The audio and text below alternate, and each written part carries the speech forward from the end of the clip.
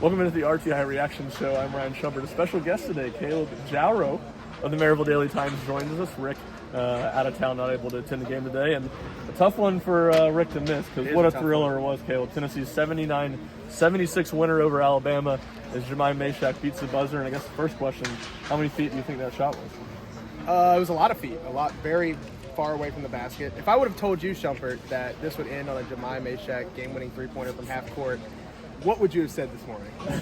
I would have laughed, just like I did. And I'm not sure I would have believed you. And all the funnier that I think it was the first three-pointer he took all game. It was the first three-pointer, obviously, he made. Tennessee improves to 12-0 on the year in games that Jahmai Mashack makes three-pointers. That's a good stat right there. To the very last second for him to do it. Yeah. But really, I mean, just backing up a little bit, even before the three-pointer, Tennessee seemed, all but dead with 36 seconds left. Alabama up with the ball, up three, eventually shooting free throws. Just how did Tennessee get it done from there? Well, I thought when Mark Sears hit that three right here, basically over a guy through contact, that it was Felix, I think. Yeah, it so, was. Yeah, biggest guy on the court. 7-footer. Yeah, but it just felt like Tennessee won this game. How you've seen Tennessee win games like this year, and it was just through effort and hustle plays. Yeah. One that comes to mind is the Jahmai Mashack rebound on the Chaz Lanier when he got fouled. He misses the back half of the two free throws. Jahmai somehow gets around two guys, gets the rebound, gets fouled, and then hits both, which is massive, especially in that moment there. So it felt like, to me, this game came down to the effort and plays that we think Tennessee and Rick Barnes coach teams usually do, because the offense was kind of hit or miss, but the defense was always there against a very good Alabama team. And the shot chart from tonight is always hilarious to me when they play Alabama, because it's all in the paint and all outside of the arc. And guys like Jordan Gainey tonight stepped up for Tennessee, 18 points without hitting a three-pointer, which that's another thing. If I told you this morning that Jordan Gainey wouldn't hit a three but score 18, you probably think Tennessee loses. Yeah, well, I think just to that point on Gainey, I think that speaks so much to his growth. If you would have told me last year that he scored 18 points in a game without hitting a three against like a good opponent, I would have said there's no way that's possible. But he's become so much more than a three-point shooter for Tennessee this year. And to that point, as you said about Alabama shot charts, it felt like Tennessee kind of lived in the mid-range today. Gainey hit a bunch of mid-range, Chaz hit a bunch of mid-range, and Gainey, those minutes were especially big because Zakai Ziegler out for Rick Barnes put him back in, but still about 10 minutes in the first half with two quick fouls. And it felt like Gainey, some other guys too, D-Stone hit some big threes, but Gainey in particular kind of kept Tennessee afloat. And you want to talk about some growth, how about the Hall of Fame head coach putting Zakai in after sitting him the entire first half at Vanderbilt, losing that game? Obviously for a lot of reasons, but one of the big ones is Zakai not playing. Zakai comes in the first half. He didn't impact the game that much, but just his presence impacts the game. Alabama has to prepare for that. He got a breather when he was out. It gave Jordan Gainey a breather, and it set them up for that second half run. But, like you said, Jordan Gainey's growth for this team has been massive, especially coming off of last year where he could only really shoot the three offensively. And even then, it was kind of hit or miss. It was 50-50. And last year, obviously, you had him and Jordan Gainey and Santiago Vestavia, but you also had a guy named Dalton Connect who, hey, if Jordan Gainey's not going to hit the three, well, that guy will. This year, you don't have that. So you need a guy like Jordan Gainey to be more than just a three-point shooter, but also knock down those threes. And he ran point today, which is something when he was recruited here, I remember people talking about, but we didn't really see that until this season, and today especially.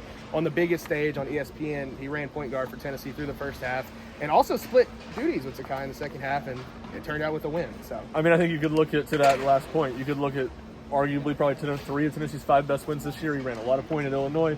He almost game exclusively game winner at Illinois. He ran a lot of point here against Florida when Zakai was out with that knee injury. So he's come through big in a number of moments.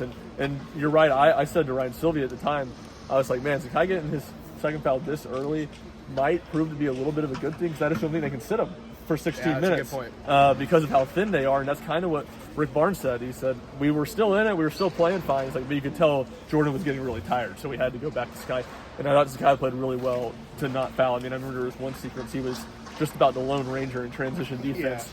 And he was just, the guy was going right at him. I want to say it was Aiden Holloway. And he just kept backing up and eventually kind of pulled the chair out from him, and Holloway turned it over.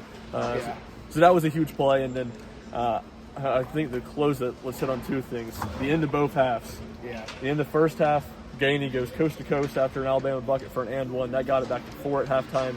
And then to back it up to what you said you hit on, I think that everybody will talk about the game winner, but the Mashack offensive rebound on the free throw. And Chaz, who doesn't get to the basket and score a lot, scores through contact on the N1.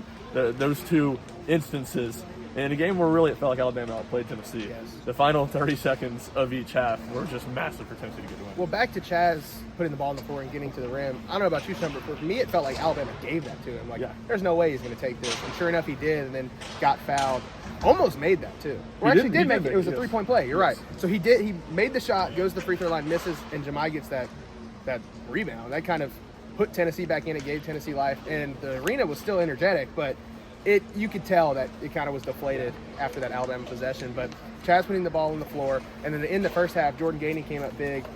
I want to say Alabama was almost they were on a 10-0 run. I don't know if they were still on a 10-0 run, but they just ripped the 10-0, kill shot. Yep. And then Jordan Gainey gets that three-point play to end the half. It felt like that kept Tennessee afloat. Yep. Because especially with this Alabama basketball team that can score the way they can, you go into halftime giving up a run to Alabama, they can come out and hit 2 or 3 threes, and you're done before the second half even started.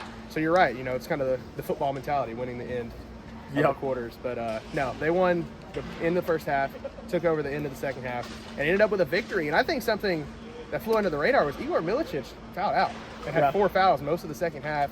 And Rick made the decision to keep Jahmai on the floor and not go big, even though it'd be very easy from a coach's standpoint to say, hey, maybe I should put my 2 bigs on the floor here because they're shooting a free throw. He said, no, we're going to keep Jahmai on the floor. We trust him in this moment, and it came out big. Yeah, So. I think Jahmai played 35 minutes for Tennessee, 36 game high for Felix Okpara. Tennessee high. Mark Sears played 37. And then, one sequence that, man, almost would have killed Tennessee. And look at every calls to win against both teams in this game. But one of the blatant misses, I can't remember what possession it was, but in the last 2 minutes when Zakai gets tripped, when he gets stepped and on. it leads to a jump ball. It was Tennessee's possession arrow, so they still got the ball. I think they end up scoring on that possession.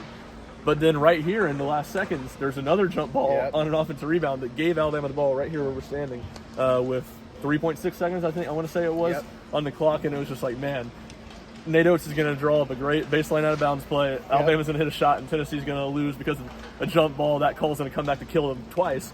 But Tennessee gets a 5-second violation, and that felt you talk about communication issues. Tennessee's players talk about that at the end of some games this year being an issue. They switched really, really well on that through the 5 seconds. That was a huge play and led to Mashack shot. We talked about this whole video and didn't even mention the 5 seconds. I'm glad you brought that up, Schumpert, because that was another guy.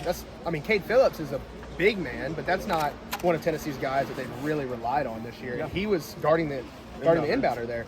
Also, this is a pet peeve of mine, and I want your thoughts as a ball knower. I don't like freshmen inbounding the ball in big situations. Yeah. And Alabama put a freshman right here where we're standing, and it resulted in a 5 seconds. Yeah, I think every situation is different. Generally speaking, I agree with you. It's also tough, like a spot like that, because you go, all right, let's have Sears inbound. He's this veteran you trust. It's only 3 seconds. They're probably trying to get the ball to Sears. They don't have time to get it back to him. And it all depends on your trust in the freshman and how much he's played. And Phylon's been really good for Alabama this year. And Nate Oates, I thought, did a good job of kind of took it on the chin and said, that was on me. I should have taken a timeout. He said he coached a good 39 and a half minutes of basketball. Yeah, because he talked about he subbed out the centers before they'd gotten the offensive rebound when Jahmai got it, obviously, in that big spot. So Tennessee a winner, 79-76. Any final thoughts, Caleb? No. Very good win for Tennessee. Good resume win, especially in a game that felt like you weren't going to win. Yep. And with the way some of the calls went, I don't think Tennessee plays very well in game. They like these foul-heavy games, but just tonight it didn't feel like a lot of the calls went Tennessee's way. Were they good calls? Probably most of them.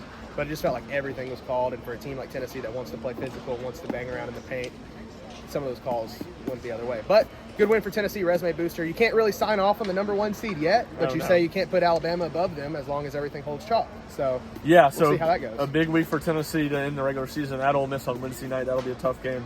Back here for Senior Day against South Carolina. That shouldn't be a tough game, but you never know in college basketball. Paris.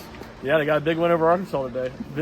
Arkansas 3 made shots in the first half. Pretty crazy. So, good ball. That's it for us on the RTI Reaction Show. Caleb Jarreau. Caleb Jarreau at the Maryville Daily Times. Ryan Schumpert of RTI. I appreciate you guys joining us. Number 5 Tennessee, 79-76 winner over number 6 Alabama. Thanks to Jahmai Mashack's Heroes.